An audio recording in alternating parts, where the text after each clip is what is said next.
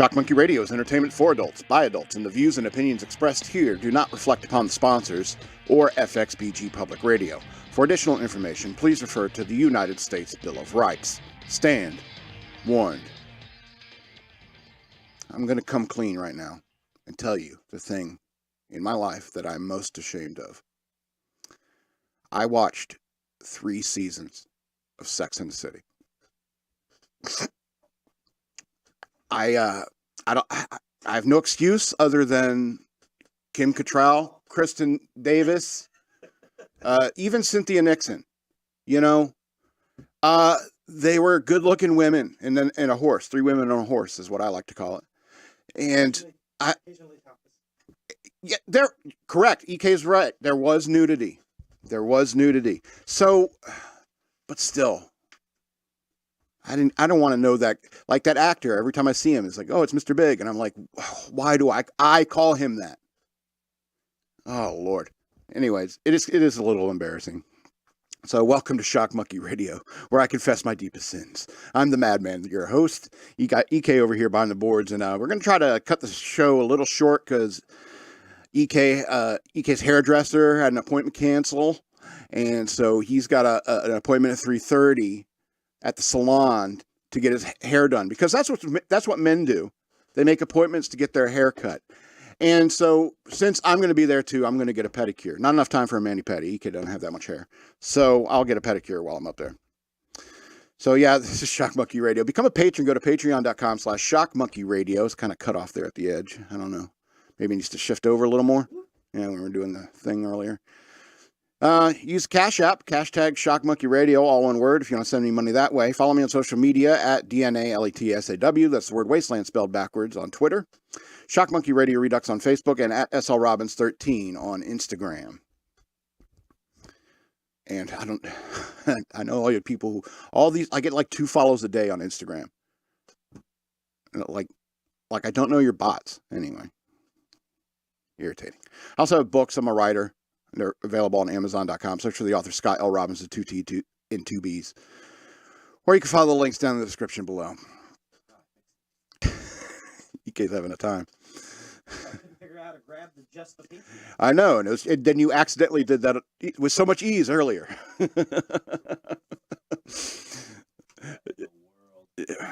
Wow, that's cool. Well, I'm going to let EK play with that. Let you guys get entertained with that. Be entertained by that. EK's trying to figure it out. We're professionals. I'm done. EK says he's done. All right. All right. So I was thinking, how no one is out there making YouTube videos doing an RFK impression. And RFK Jr. impression. I had to specify. And, I think that's true. I think nobody will be able to do an RFK Jr. impression.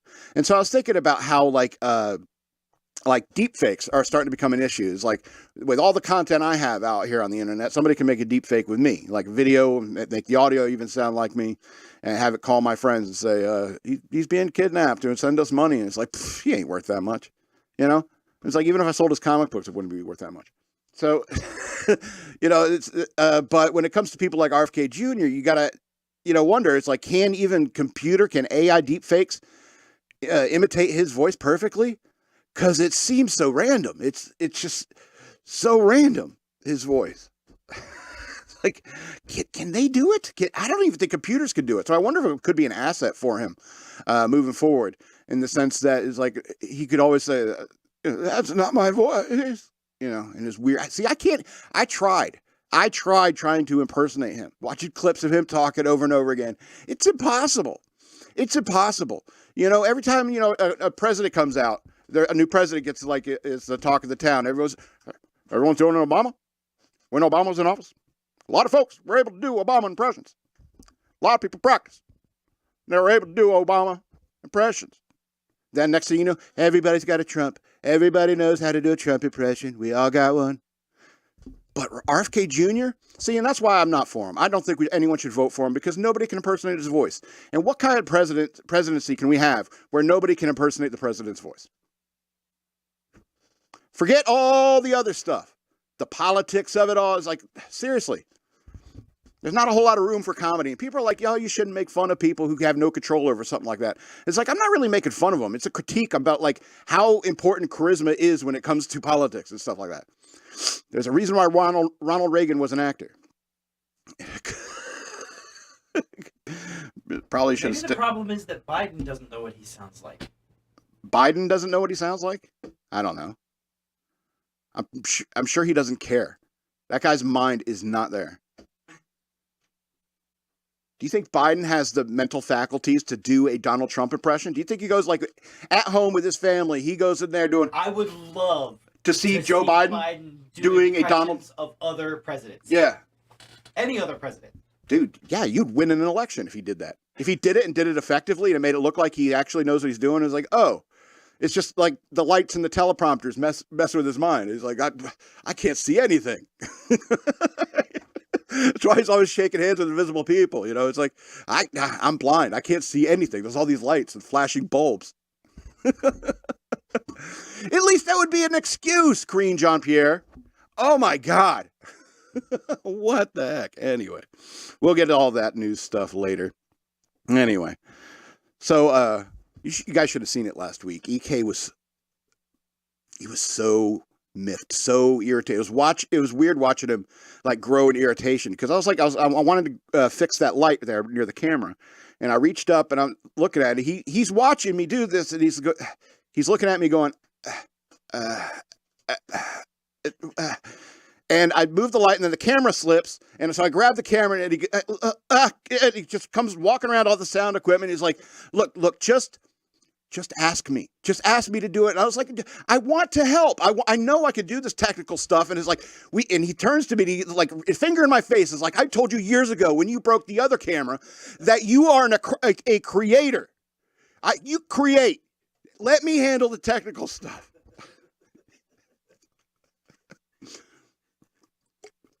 The point is EK is one of my best friends in the entire world, and we frequently argue. And we frequently argue over dumb stuff. And you know what? I was listening to a lot of the Strokes this past week. Don't ask me why. I do like the Strokes. I like that first album they put out. That was pretty good. And so it's like there's a line in it, and it's like when we disagree, I think we should disagree. And I think that's a really poignant line. And is this it? Yeah, that's the song. And so the fact is that I wouldn't have our friendship any other way, because EK and I also differ in politics sometimes, because I come from a traditional Christian kind of worldview and conservatism, and he comes from like a business mindset world of conservatism. And so we have little differences in our politics, and we'll get into arguments and debates. It'll get a little heated, but we're man enough to say, hey, I'm getting a little heated. Let's play some Call of Duty or something like that. Channel this energy at randos on the internet. Well, okay. So fine, we'll do that. Then then you're friends again. We also disagree about like conspiracy theories. He loves conspiracy theories. And he'll sit there going off on one. I'm just sitting there like, man, I get a top secret clearance. I know people don't keep secrets that well. I'm so very skeptical when it comes to conspiracy theories, but EK's all in. So we'll argue about that. And, like a lot of conspiracy theories cross the line into politics and stuff, stuff like that, especially when you talk about the World Trade Center and stuff like that, and so there's like a kind of one foot in two different worlds at that point. And so EK and I will argue over politics, even though we generally have the same political stance on a lot of things. But I also have other friends that I disagree on much more, far more fundamental reasons or things, I suppose. I have another friend who we've like ever since we met. He's like, have you found the saving grace of our Lord Jesus Christ? And he's like, I think religion is holding back humanity. And I'm like, come again? He's like, yeah, I think religion is pretty much a bad thing. It's done nothing but horrible things, and I think that humanity is not going to be able to like reach its full potential until we unburden ourselves with the vice of religion. Wow. Yeah. And he's one of my best friends still to this day. He's a very staunch atheist. I'm a devout Christian. Well, a Christian. A Baptist. Okay. I drink. That's what I'm saying. I drink and I love bacon. Okay, all right. Sorry. Don't like fish at all. So and so we'll have like these conversations, or we'll make comments about stuff because hey, I'd love to play Star Wars cards with you in heaven, man. I mean, I enjoy your company. This is why I every now and then I'll broach a subject to them. Is like, have you found grace from our Lord? And I want you to, I want to hang out with you. And the thing is that like if you're right, neither of us will know. If I'm right, you're going to be really bummed out, and so am I. But I think maybe God is bigger than all of that. Anyway, that's a very complicated conversation that I'm not really sure I should have with that guy because he's so anti religion. And it's like he's like religions like Christianity hinder science development, and I'm just like I don't think science and religion are mutually exclusive, and plus this isn't Islam, and even when it comes to Islam, Islam was a technological powerhouse at one point, and then when they started like getting too dogmatic, that's when they stopped, that's when it started hindering their scientific endeavors. All right, in Protestantism, in a Protestant-like country, or even a Christian countries like the West, it's like we're like, yeah, let's research stuff. It's like, no, it's like, but then you got to ask yourself some other questions about the scientific research based upon lack of morality, like what the Japanese did in the Second World War. What's it called? Like Unit 731? That kind of research. Is that morally acceptable? So, I mean, it's a very interesting conversation if you ask me. And that's what I love about friends like this is that you can have these kind of in-depth, intelligent conversations with people, and it's all based solely upon the difference of opinions. I'm sitting here talking about these conversations I have with one of my best friends in the world, and your eyes are glazing over. I can see it right now. Your eyes are glazing over the camera lens. I can see it's like, oh, I don't want you to talk about this. But my point is that because I disagree so wholeheartedly with this man, is why I want to talk to him. It's why I want to continue to have conversations with him, because I get to see things from his perspective, and hopefully he can see things from mine. And that's the point. It's like, it even got to a point where I was telling him about these schools and how they're like keeping secrets from parents so that these kids can come to school, be non-binary, and then they offer them counselors who say, it's like, oh, well, you're clearly, you were a girl trapped in a boy's body. So here's some information on how to, what do they do? Chest binding or tucking and all that stuff. Here's some literature on this. And it's like, and if you don't want to tell your parents, we won't tell your parents. And he looks at me dead in the eyes, is like, nah, there's no way that's happening. That's no way that's happening. And it's like, dude, it's happening. And I'm like, do you watch my show? And he's like, no, I don't watch your show. And I was like, fair enough. A lot of people are busy out there, full-time jobs, they got kids and stuff like that. I understand. They don't have time to watch everything. But you should watch something, bud. You should watch something, read some news. You have one of these things, right? It's like, it's interesting because we also had a different conversation where it's like, what would you do if you had a vacation, unlimited funds and like time? So, I don't know. I'd probably just not go anywhere. I'd stay right here, just read the news and catch up on my writing. Maybe. It's like, really? It's like, you wouldn't stop reading the news. It's like, no, I can't. I can't. I mean, it's like the habit of reading. When I was a kid, the habit was established in me, and now it's like smoking, which is also another habit. Can't quit. Can't seem to quit. So, yeah. Anyway, but the point is that some of my best friends in the entire world, I disagree with on very, very fundamental things.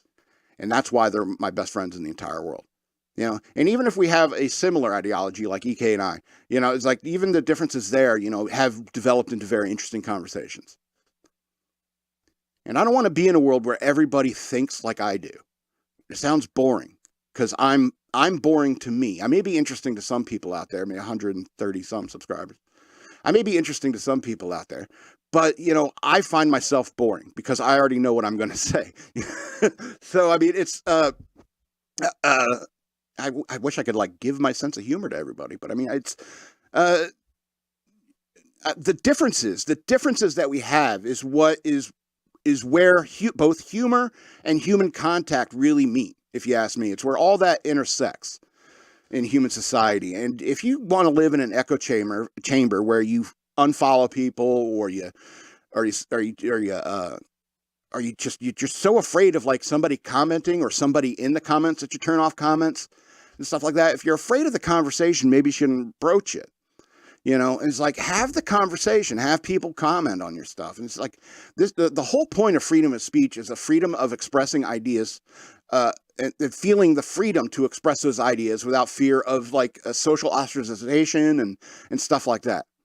And this is what, you know, our world has come to these days, where some people like, oh, you got to cancel Joe Rogan, you got to cancel Roseanne Barr, you got to cancel Ben Shapiro, you got to cancel all these people because I don't like what they say. And it's, you know, there's if you think you can go through life with not hearing anything you don't want to hear said, you are in for a world of surprise. Because guess what? This whole world isn't controlled or even catered for your delicate sensibilities. You know, we're a messy race, we're messy people, and we got, you know, conflicts happen, verbal conflicts happen. But that doesn't mean you can't play some games with it. Play Heroes Unlimited with them. Play some Star Wars cards with them. Anyway.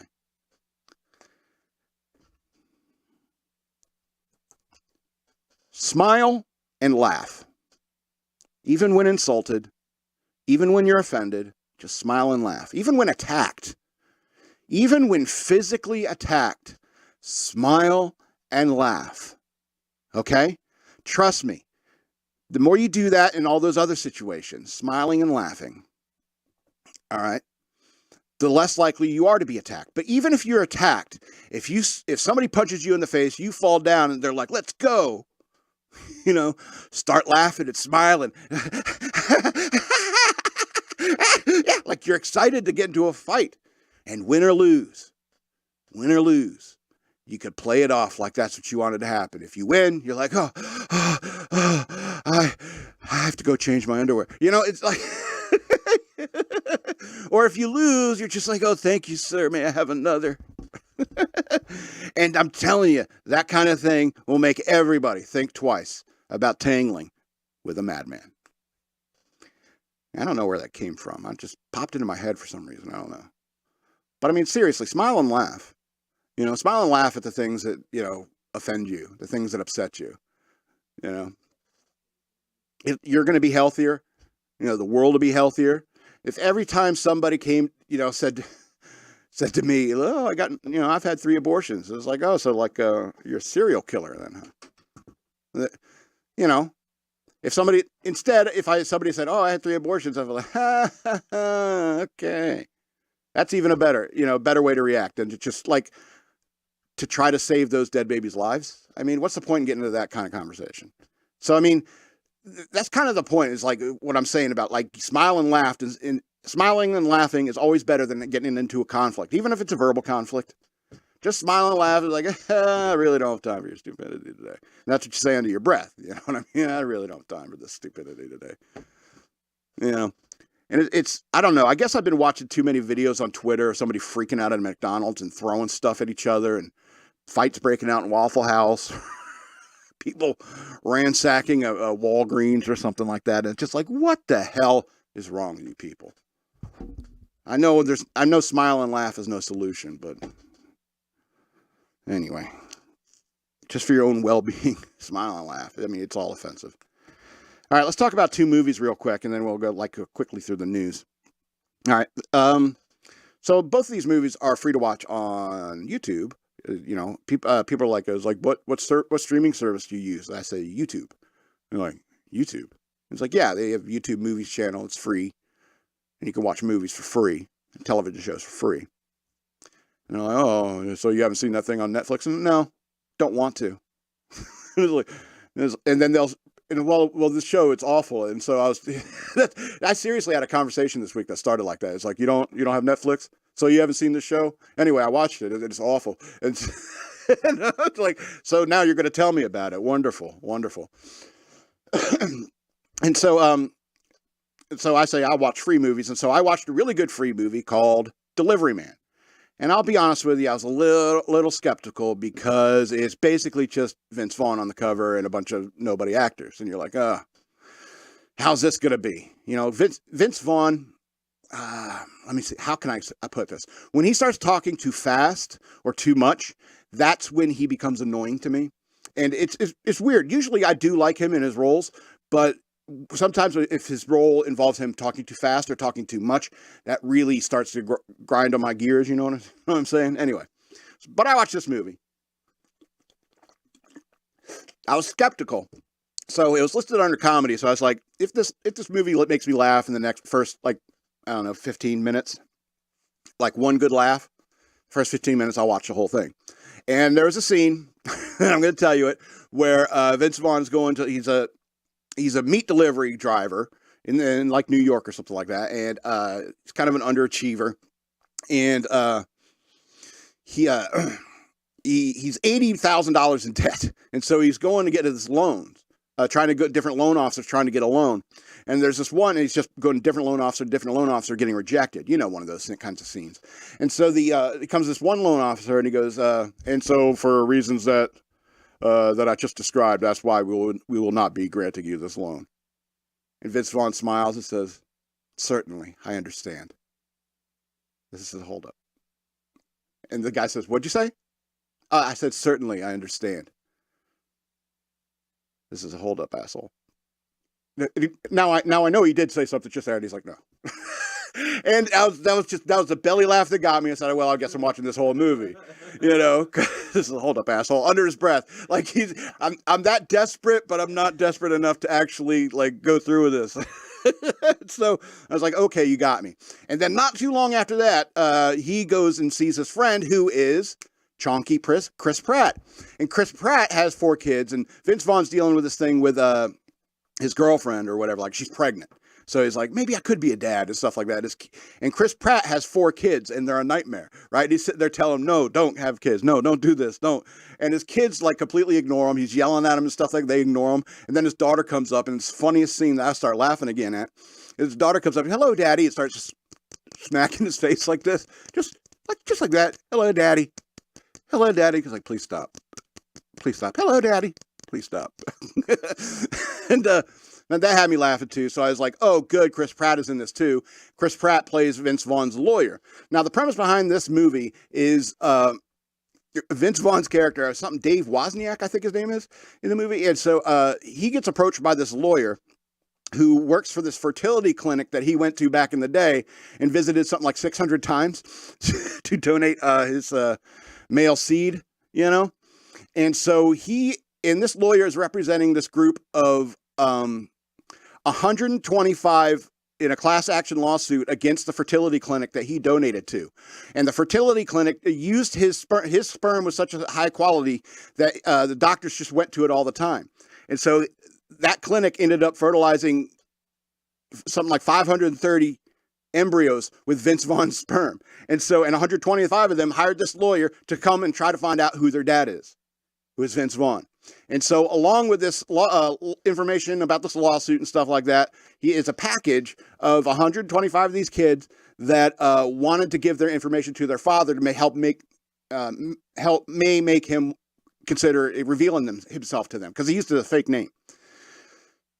And so he starts looking into these kids. His lawyer tells him not to do it. So he starts looking into these kids and starts, like one of the first ones he pulls out and looks at is a professional basketball player. And he's like, oh, cool. So he goes and watches him play a game, you know? And so he gets more interested in like, what are these kids like? And so he starts researching these kids and eventually like approaching them. And it's like, there's one that is working at has a barista. And he comes in and like orders a coffee, and the guy gives him attitude and stuff like that, argues with him. And then he asks him like, why are you upset? And it's like, I had this audition I was supposed to go to, but I can't. Someone is supposed to cover for me. So I go to it. Now I'm not going to get it. It's a role of a lifetime. And so Vince Vaughn says, I'll watch the bar for you so you can go do your audition. The guy said, wow, really? And I was like, yeah. And he's like, I'll do it. And so the owner finally shows up, finds Vince Vaughn. He's like, who are you? Why are you here? Before I call the cops. And so that kid gets fired. But he got the audition, and when Vince Vaughn like said, you know, he told Vince Vaughn about it, and he's like, "I got fired though, right?" And he's like, "Yeah, well, I got the role." And he's like, "Wow, great!" He got real excited, so he started to get like more and more interested in finding out more about these kids. You know, he found one he saved from a heroin overdose. You know, I mean, it starts getting very real very quick. You know, you start getting very thick into people's lives in this movie, and he's just kind of addicted to it because he's generally a nice guy, and he genuinely loves these kids, likes them, you know, as people. He even has one who has severe cerebral palsy, and he goes and visits him, hangs out with him like on a regular basis. Poor kid. He's like a ward of the state and stuff like that. So who knows what happened to his mother, you know? And so, I mean, and this group of kids who all don't know who their dad are, they have these conventions and stuff like that. And he starts hanging around them. And there's a lot of comedic moments because like so many of these kids had their lives affected by this stranger, and they're all part of this group, and they start putting two and two together. And there's one guy who figures it out, and you know, it's a really interesting movie, and it brings up a lot of questions about the ethics of like fertility clinics, for example, because I mean, this could feasibly happen, and for all I know, it may have been based on a true story.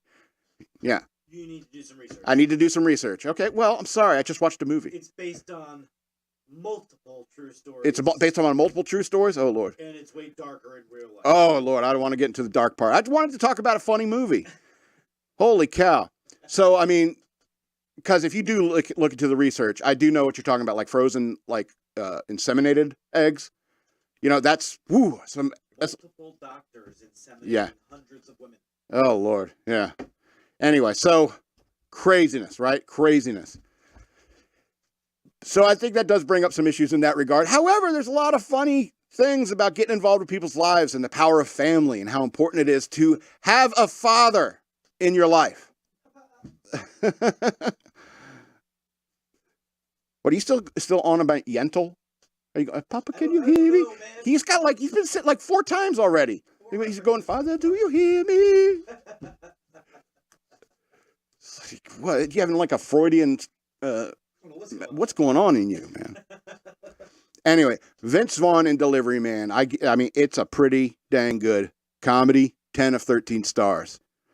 This is a hold up, asshole. All right, let's talk about one more movie for the news. And it's called Time Trap, a 2017 movie. It's probably the best time travel movie I've ever seen.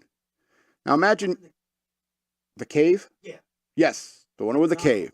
Phenomenal movie. I think I may have talked about this movie earlier, like at some point in the past, but I don't even remember when. And I think I may have panned it because I was angry at something. And sometimes that'll happen, you know, I'll watch a movie and I'll be angry about something else, and it's like, this movie stinks. You know, it's, yeah, I'm emotional that way, but you know, maybe a nice pedicure later will cheer me up. And so I watched Time Trap, and imagine you walk into a cave and you see this guy, and you look at in the distance of the cave, and you see this guy who's dressed like a cowboy, and he's like standing still, and you're like, hey, mister. And he's like, what's up with this guy? Then you walk in a few more steps, you feel a change in the air, and it's like, oh, it feels thicker. And as soon as you look up, the cowboy's walking now. He's like, hey, what's going on? And then 2 cavemen jump out, beat him with a club and a rock. You're like, oh my God, cavemen. And you're like, oh, you try to fend them off, you push off the cavemen, you reach for the cowboy's gun, you put, boom, boom, you shoot the 2 cavemen. You're like, what the heck? Then you look at the cave entrance that you came in, and the light outside is flashing.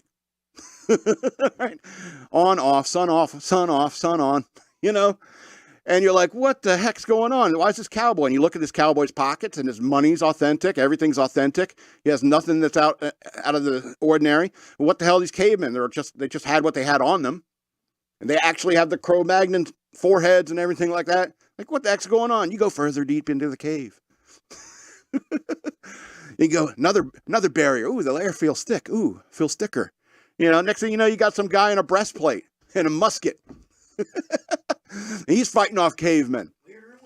And you keep going deeper and deeper and deeper into this thing. And then you get a glimpse of the outside, like a straight shot to the outside. You see just this line of the sun's going through the equinoxes as it spins. And you're just realizing like the time is getting faster and faster and faster for you the further you go into this time trap. Now, I don't want to spoil the ending for you, but holy cow, is it incredibly, incredibly interesting and consistent and clever. Yeah, I remember it was like the same guy I was talking about earlier with the with believing in God and so forth. We had arguments about Bill and Ted's Excellent Adventure, about what would happen. It's like wouldn't after like Bill and Ted captured Lincoln and went into the future with him, wouldn't they go into the future where Lincoln surprisingly disappeared in 1863 or something like that? And I'm just like, no, because they actually brought him back, so it was like he was never gone. And it's like, well, and he's like, Marty, you're not thinking fourth dimensionally. You know, it's just like, you're thinking too Back to the Future-y. Anyway, so, but I mean, I sitting there analyzing this movie in terms of like how it deals with time. It's like it completely avoids all those kinds of controversies when it comes to like, because the time travel isn't exactly something that they're able to control. It's just something that exists, you know? And so it's an incredibly clever movie. I highly recommend it. However, I probably will only give it, see, I screwed up. I was supposed to put, yeah, I screwed up. Delivery Man, let's just go ahead and say Delivery Man was 10 of 13 stars. Time Trap is 11 of 13 stars. I screwed up. I switched them. Anyway. Probably the best time travel movie I've ever seen. Anyway, let's get into the news worth knowing. You gotta keep that, gotta get that petty. Get your stylist. Before we get into the news, I want to get the honorable mention. It's not really an honorable mention, but I guess respectful mention for the Titanic sub that imploded. Let me tell you, when that news broke, I was very relieved that their death was quick and had it's not as agonizing as suffocating at the bottom of the ocean and inside a tin can, which is what everyone is thinking. And that's what everyone is thinking. It's like, it's better that the sub would implode than suffocating at the bottom for like 2 days or something like that. That would be nightmarish. So that's, I guess, all I can be thankful for. I mean, I wish, you know, the better decisions were made about somebody, you know, about going that deep underwater, you know, and I'm sure lawsuits will be filed very soon. Anyway, so I just wanted to mention that because it was such a big news topic yesterday. I'm in a time trap. All right, let's get this first story. U.S. Marine vet Daniel Penny pleads not guilty to manslaughter in a chokehold death of Jordan Neely. Probably because he's not guilty. Daniel Penny, 24-year-old U.S. Marine facing a New York City manslaughter charge in the chokehold death of Jordan Neely, pleaded not guilty at his Manhattan arraignment Wednesday morning. Arraignment took about 5 minutes. Anyone who's had an arraignment or been to an arraignment knows that, yeah. Usually. With Penny wearing a navy blue suit and pleading not guilty to charges of second-degree manslaughter and criminally negligent homicide. He was granted the same $100,000 bail conditions that previously led to his release from custody. Neely was a 30-year-old homeless man with a lengthy criminal record involving assaults on subway riders and his history of mental illness. He died after an erratic altercation on an F-train subway car, during which witnesses say he threatened riders and Penny intervened. That's a great journalistic sentence. Who wrote this? Michael Ruiz at Fox News. He died after an erratic altercation. Great adjective. Without being biased. Penny restrained him in the chokehold and dragged him to the floor with the help of another strap hanger. Strap hanger being another passenger. And that passenger, by the way, was of color, as they say, which is so racist. It makes me feel racist to say that. Person of color. It's a black guy. And it doesn't matter, you know, two guys stopped another crazy guy from hurting people. Anyway, yet another passenger caught part of the scuffle on video. Quote, Daniel Penny stands indicted for manslaughter after allegedly putting Jordan Neely in a deadly chokehold for several minutes until and after he stopped moving. Yeah. This argument about how many minutes is just ridiculous. Manhattan District Attorney Alvin Bragg. It's a few. Several, like, implies anywhere from, like, 6, I would say, 6 to, like, 15. Some would argue that could be several. It's a few minutes. And a few minutes is maybe, like, 2 to 5. And I think it's a few minutes. Anyway. Alvin Bragg went on to say, I hope Mr. Neely's loved ones are on a path towards healing as they continue to mourn this tragic loss. Critics of the decision to prosecute Penny have called the move political and believe the veteran acted self-defense to protect the other passengers. Quote, if Neely had carried out on his threats, he would have killed somebody, Penny told Fox News and Digital in June. Penny said he was heading to the gym on the afternoon of May 1st when the agitated Neely boarded the train around 2:30 p.m. at the 2nd Avenue in Manhattan, screaming at passengers and panhandling. Quote, I don't care if I have to kill a F, I will. An F, I will. Neely ranted according to another rider. I'll go to jail, I'll take a bullet, he went on to say. His antics left another passenger uncomfortable, and Penny intervened.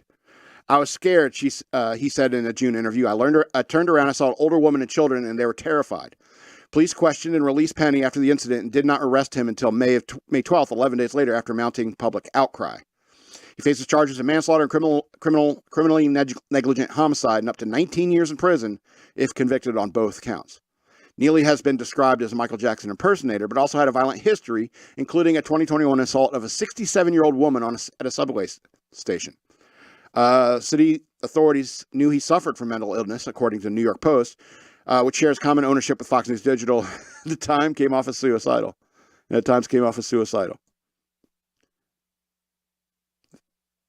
Michael Ruiz, huh? Good article. Yeah, so this guy obviously,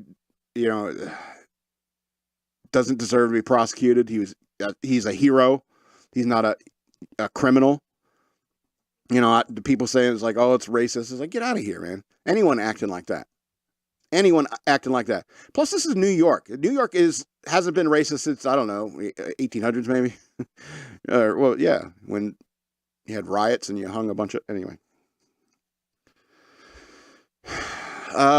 So let's go to the other side of the world for a bit. Putin wanted to wipe out Prigozhin, but was talked down by Lukashenko, Belarusian leader says. Yeah, I believe that. Belarusian president, Belarusian President Alexander Lukashenko said he convinced Russian President Vladimir Putin not to quote wipe out Wagner Group leader Yevgeny Prigozhin during the Saturday's short-lived rebellion, which Putin said had called treason. Prigozhin marched an alleged 25,000 mercenaries all the way to Moscow over the weekend, demanding the ouster of the Russian military leadership before making an abrupt about-face. Putin had vowed to flatten the rebels, comparing the incident to the Russian Revolution of 1917 and subsequent civil war. But Lukashenko claimed to have brokered a deal where Prigozhin would relocate to Belarus and Wagner Group fighters would not face prosecution. Maybe shady murder, but not prosecution. Lukashenko said Tuesday that Prigozhin arrived in Belarus and that his men would be welcome to stay in the country for some time at their own expense, the Associated Press reported.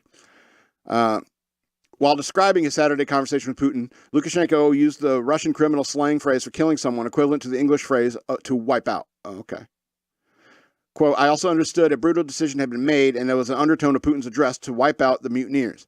Lukashenko told a meeting of his army officials and journalists on Tuesday, Reuters reported, citing Belarusian state media. Quote, I suggested to Putin not to rush. Come on, I said. Let's talk with Prigozhin, with his commanders, to which he told me, listen, Sasha, it's useless. He doesn't even pick up the phone. He doesn't want to talk to anyone. Oh, anyway. Putin used the same Russian verb in about 1999, Chechen militants vowing to wipe them out of the shithouse. Remarks that became widely quoted emblem of his severe persona. Yeah, there it is right there. Do you think we believe you, Lukashenko? You talked Putin out of killing somebody?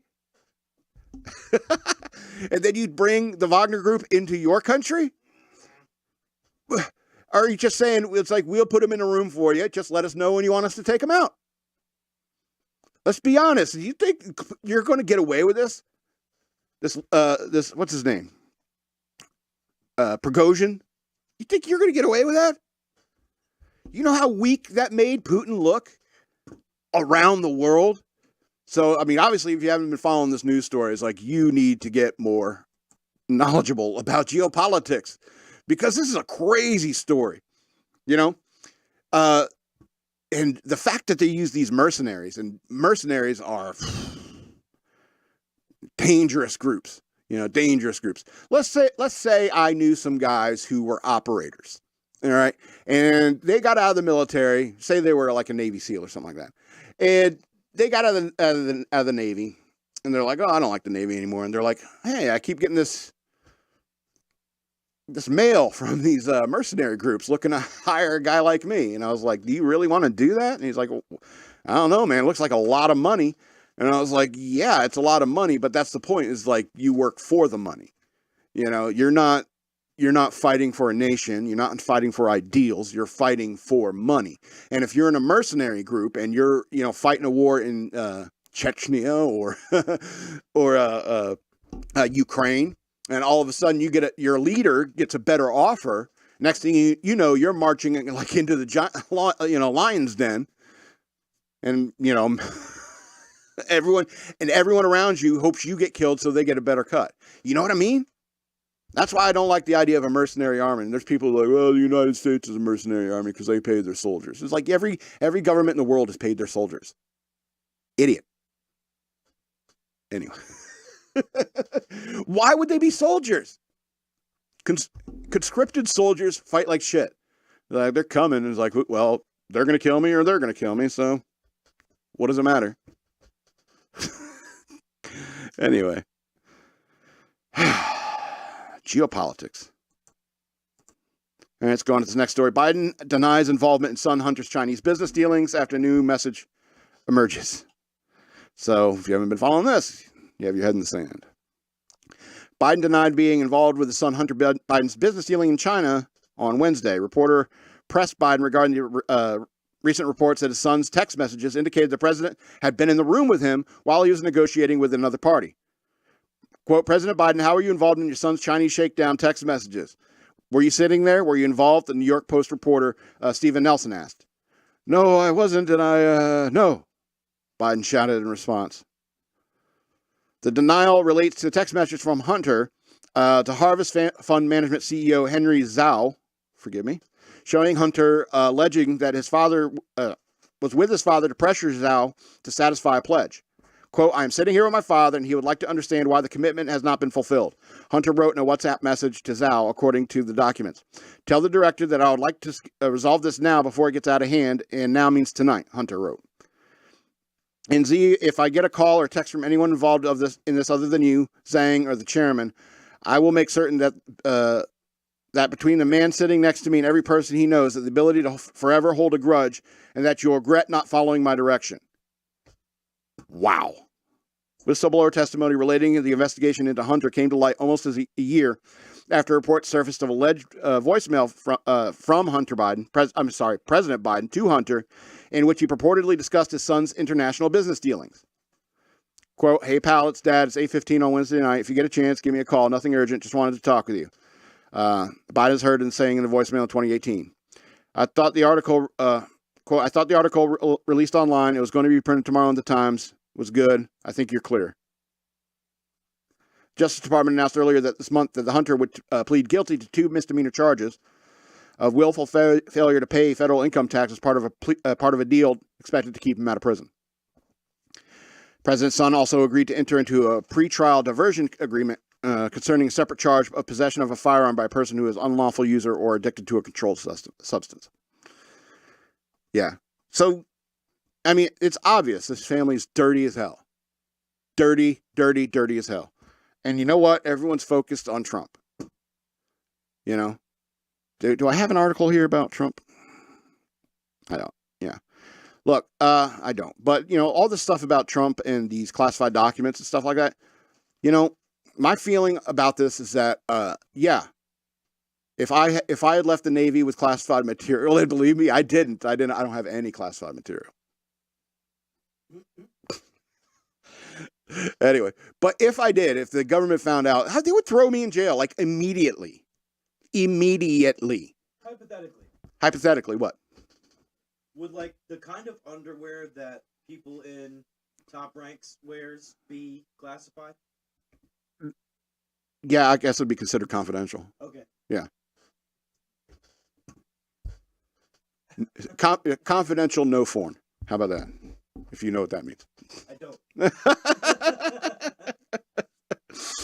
Anyway, but when it comes to like Trump, it's like, yeah, if you arrest him, charge him, I'm okay with that on those terms, because that's what would have happened to me if I had walked away with classified information. But the problem is that this is not applied equally. If it is the law, it should be applied equally. So you're talking Hillary Clinton, you're talking Barack Obama, you're talking about all these people, like President Biden himself. You know, all these people have done this, have taken classified documents. And if it's, I mean, George Washington took home classified documents. There's nothing new about this. And lawsuits have been brought up about this before in the past. So absolutely, you know, but apply the law equally. It's like you're going after Trump this hard, but the Biden family is way out there. Oh, their dirty laundry is flying all over this country for everyone to see it, all over the internet. And nobody's in the Department of Justice is not doing anything. It's so obvious now. How do you not know? Anyway. All right, I got to wrap this up here. All right, so LGBTQ activists defend their "We're Coming for Your Children" chant. So if you don't know. I watched that video over and over and over again, and honestly, I couldn't really tell what they were saying. I said, "We're coming for your children." Anyway, I forget. I'm trying to find where it was. New York Gay Liberation Front, NBC. So I guess this is in New York. So it was a drag queen march or whatever. And they were chanting, "We're coming for your children." And we're not going shopping. EK says that he heard, "We're not going shopping." And you need to clean out your ears, bro. You get that haircut, cut away the hairs out of your ears, man. Anyway, so I mean, it's funny that, you know, they want to deny it or defend it. You know, they're so out in the open about it. It's disgusting. We can skip that. Let's talk about a little some craziness before we get out of here. So a woman throws a Molotov cocktail in a California bank after waiting in line for too long. Casel stared at me. I was like, yes, this happened. She was sentenced to 2 years. Anyway, a woman who tried to fight. Have you first time at a bank? Woman tried to firebomb a Southern California bank because she was furious at waiting in line. Was sentenced Tuesday to 2 years in federal prison. Tarani Millett, 35, of Gardena, was sentenced after pleading guilty in March to unlawful possession of a firearm and a destructive device. The U.S. Attorney's Office said in a statement. So you had a gun, so you decided to use a Molotov cocktail? Anyway. Millett entered the Bank of America branch in Los Angeles suburb of Torrance in September 2021.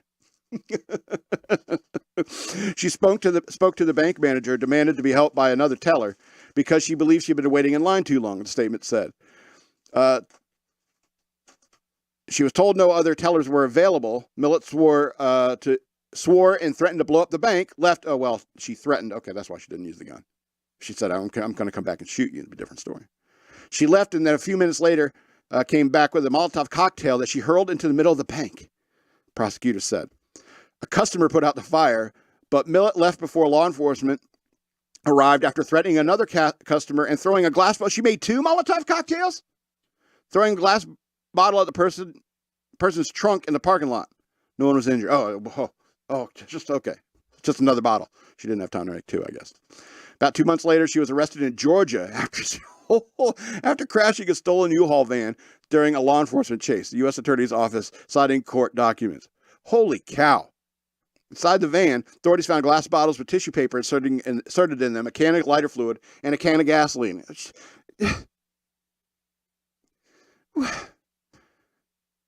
What kind of people are there in this world? Firebugs, huh? Pyromania, that's a real thing, you know? And a terrifying, terrifying thing. Anyway. You remember that Firefly episode where they're sitting there talking, is like, apart from one very deadly and unpredictable midget, your sister's the smallest cargo I've ever had to carry. He goes, what do you do? And he goes, arson. Little men love fire. And, and fire in zero G is just so incredibly dangerous. And they have a whole episode of that. It's like the out of gas episode. It's like they're at a fire, ate up a bunch of the oxygen, knocked out their engine, and the engine wasn't creating any more air. So, I mean, it was, fire in space is deadly and terrifying. Pyromaniac in space is crazy terrifying. A pyromaniac in a Bank of America in Torrance is terrifying. All right. All right, so that's the last story, and then we're out of here. First AI-generated drug enters human clinical trials. You heard it. You heard it right. First AI-generated drug enters human clinical trials, targeting chronic lung disease patients. The first ever drug generated by artificial intelligence has entered phase 2 clinical trials, with the first dose successfully administered to a human in silico medicine announced yesterday. The drug, currently referred to as INS018_055, is being tested to treat idiopathic pulmonary fibrosis, IPF, a rare progressive type of chronic lung disease. The 12-week trial will include participants diagnosed with IPF. Quote, this drug, which will be given orally, will undergo the same rigorous testing to ensure its effectiveness and safety, like traditionally discovered drugs, but the process of its discovery and design are incredibly new, said in silico medicine CEO Alex Zavornikov,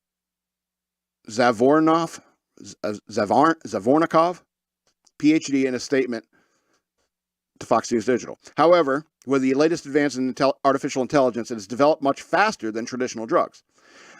For any new drug, there are 4 steps, explained Dr. Z, who is based in Dubai.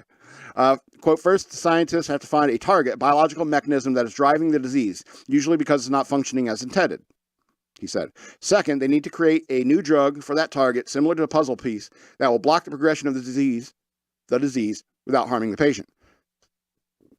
The third step is to conduct studies, first in animals, and then clinical trials in healthy human volunteers, and finally in patients. Quote, if those tests show positive results in helping patients, the drug research reaches its fourth and final step, approval by the regulatory agencies as a treatment for that disease, said Dr. Z. In a traditional process, he said, scientists find targets by combing through scientific literature and public health databases to look for pathways or genes linked to diseases. AI allows us to analyze massive quantities of data and find connections into human scientists might miss, and then imagine entirely new molecules that could be turned into drugs, Dr. Z said.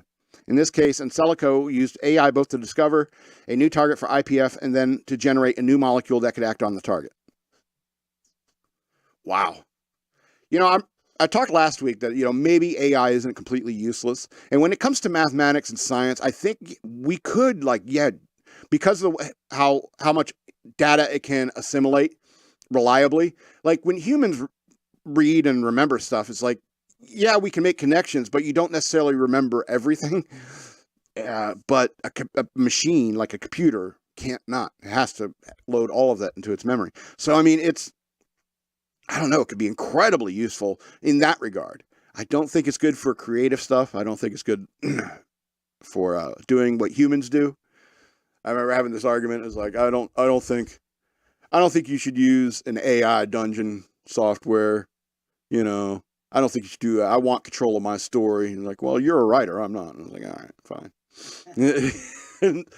and so, I don't know. I think that, there are uses to AI, but I don't know. Would you sign up for that first clinical trial? Like you're a patient, you got that IPF or whatever, and you're like, hey, we came up with this new drug we're going to be testing if you're interested. Oh yeah? What is it? What's it called? It's like, oh, we haven't come up with it. It's got a letter and number name right now. They're like, oh. I was like, you want to know something interesting about it? Oh, it was created by a computer. Oh, yeah, sign me up. You got to have some cojones if you do that. It's like, oh, I remember EK he was playing Call of Duty and got killed by a ROV, remote operated vehicle. It's like, oh, a robot killed me. I was like, yeah, that's got to be like the worst, If a robot kills you, if a robot kills you, that's like the equivalent of a rock falling off a cliff and onto your head. It's like, it's fate. at that point. You can't escape it. It was meant to be. Anyway, this is going to be the end of the show. I remind you getting on Patreon. Go to patreon.com/shockmonkeyradio. Become a patron today. You can also send me money through Cash App. Use the hashtag shockmonkeyradio, all one word. Follow me on social media at DNALATSAW on Twitter. That's the word wasteland spelled backwards on Twitter. Shock Monkey Radio Redux on Facebook, and at SLRobbins13 on Instagram. I'm also a writer. I have books available. Check the links down in the description below. This has been Shock Monkey Radio. I'm the Madman, and I love